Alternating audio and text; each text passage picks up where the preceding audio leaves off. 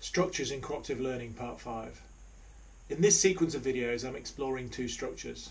The first is one of my go-to structures and the second is one that's new to me. In both cases I'll introduce you to the structure and give some examples of how I might use it in practice. Please remember, however, that while these videos are scripted, they're captured in one take with no editing, so maybe a little rough and ready. Learning teams. This is the most popular structure used in physical education and is derived from Slavin's Student Teams Assessment Divisions and Johnson et al.'s Learning Together.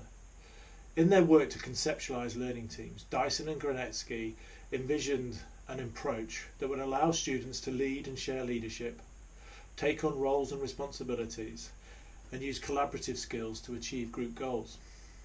I've used learning teams a lot, predominantly for longer units where I'm trying to teach a topic or subject area.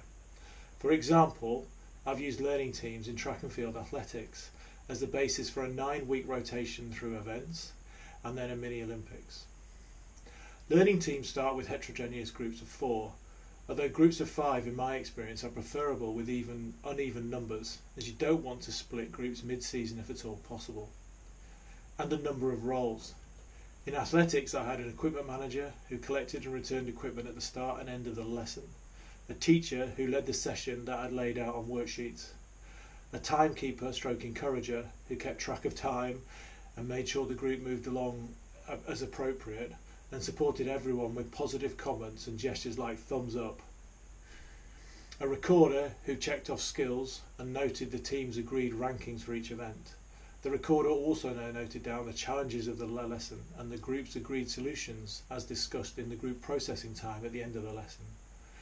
Roles changed every lesson and the unit culminated with a differentiated Olympics, which 9 times out of 10 resulted in a very close run competition.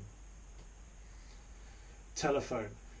In telephone, one member of the group, the learner, leaves the room and the remainder of the group, the teachers, receive some information or instructions from the class teacher.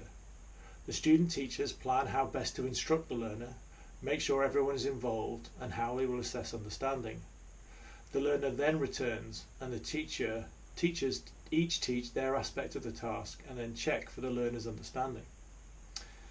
This could be used in a number of scenarios, but you need to be aware of what the learner is doing when he or she is out of the room. In a PE modification, the learners could form a jigsaw group who would learn something themselves and then have to teach that to the teachers when they return. That's it for now.